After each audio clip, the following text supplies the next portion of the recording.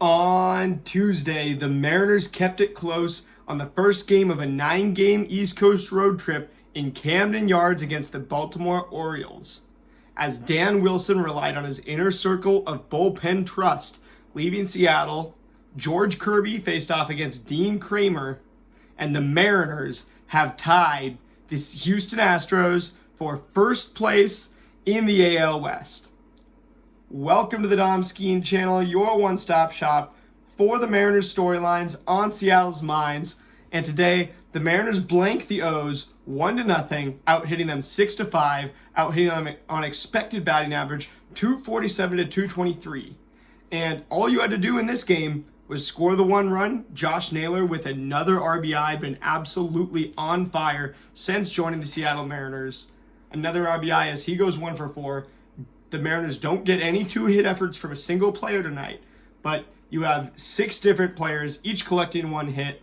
The only ones who didn't were Cal, Gino, and Cole Young, but everybody else, that's Randy, Julio, Naylor, Polanco, Canzone, and JP Crawford, all coming in with a base knock.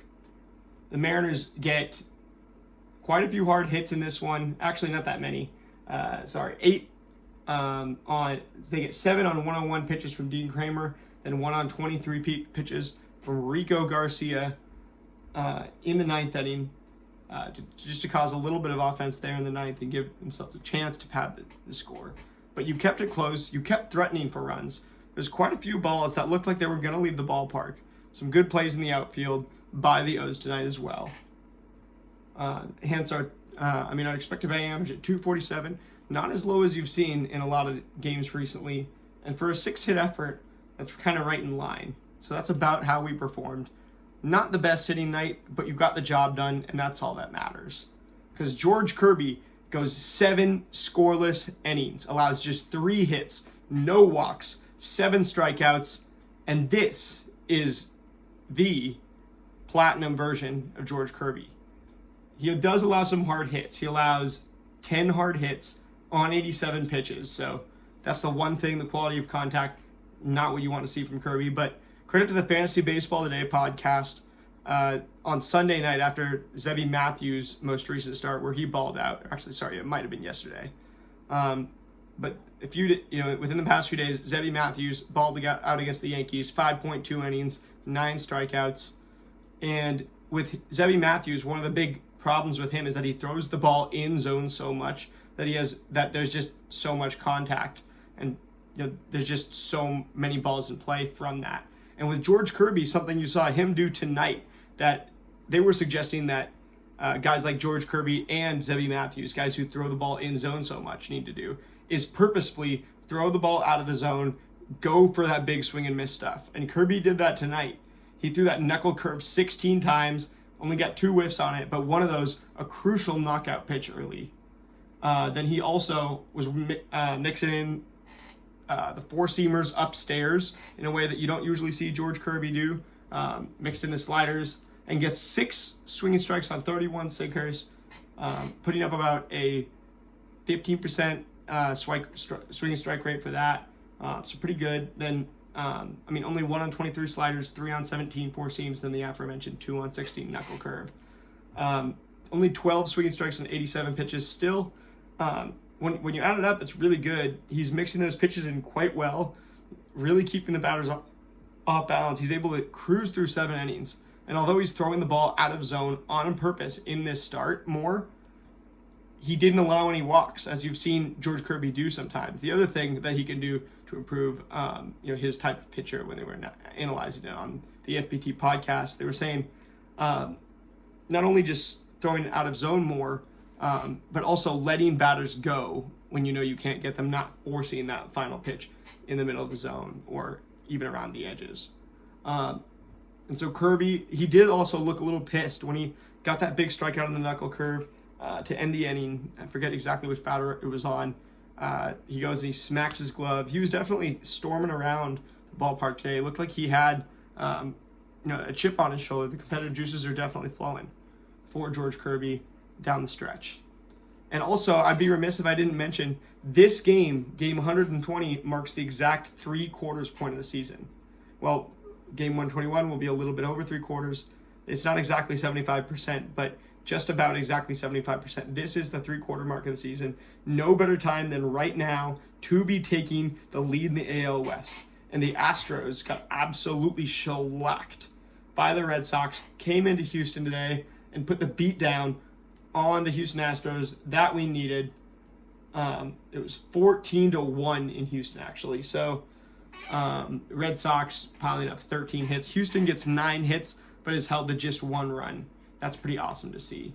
And I was actually pretty worried that Houston was going to have a good day because the Spencer Arrighetti, who Nick Pollock from Pitcher List has nicknamed the Pasta Pirate, just a funny joke about his name, sounding like the noise a pirate makes, arg, and then being Italian.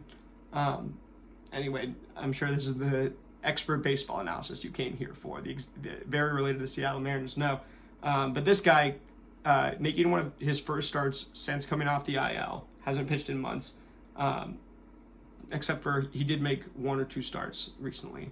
But in this one, goes 5 innings, allows just 2 earned runs on 1 hit, 5 walks for Spencer Arrighetti. That gets the Red Sox offense going early. And this Red Sox offense could be something to watch out for as well, as they're climbing in this wild card, and they're right on our tail. Thankfully, we have a 3.5 game lead. It might be a 3-game lead now, actually, in the wild card because the Red Sox beat the Astros. So the divisions are the standings are a developing story, and we'll be covering it. I don't like to just give you how many games back we are every day because it's fun to check the standings in the morning and stuff, but I don't need to repeat those numbers to you every time. But when we overtake or we tie, you bet that we're going to be talking about it right here on the Dom Skiing channel. So in the small picture, you take care of business 1-0 against the Orioles, keeping it close in Camden Yards the whole way. George Kirby does well. And I did have to talk about Dean Kremer because he came out with a blueprint that held the Mariners to 1 run that we'd undoubtedly would be starting the show with if we lost this game. He definitely exposed something that other pitchers have done this year, going with a splitter as the primary pitch against the Mariners. A lot of pitchers have come out with a breaking ball against the Mariners as their primary pitch, and Dean Kremer was no different. Gets 10 swinging strikes on 31 splitters.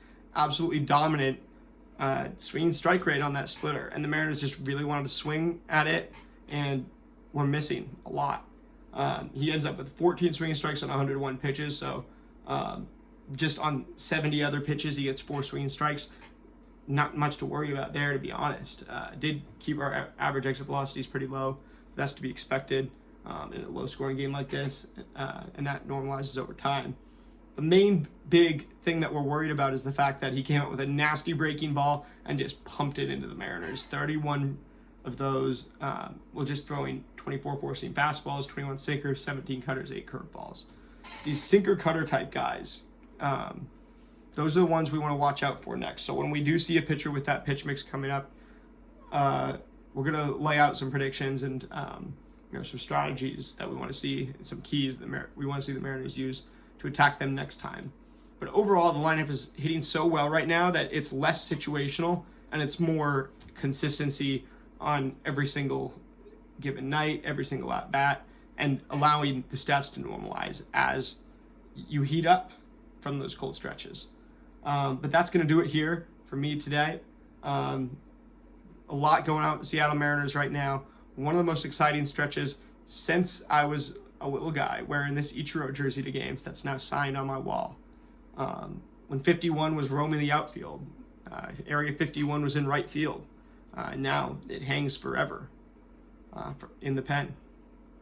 Anyway, that's going to do it for me right here. Hopefully tomorrow we can go out, win this series outright in the first 2 games, go into the 3rd game with some stuff to play with and maybe even tweak with the lineup a little bit before we go to New York, where we play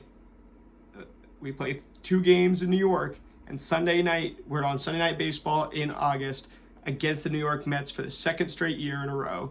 This time it's going to be the Little League Classic in Williamsport, Pennsylvania. So can't wait for that. Got a big week ahead of us, but we'll be covering it all right here on the Dom Skiing channel.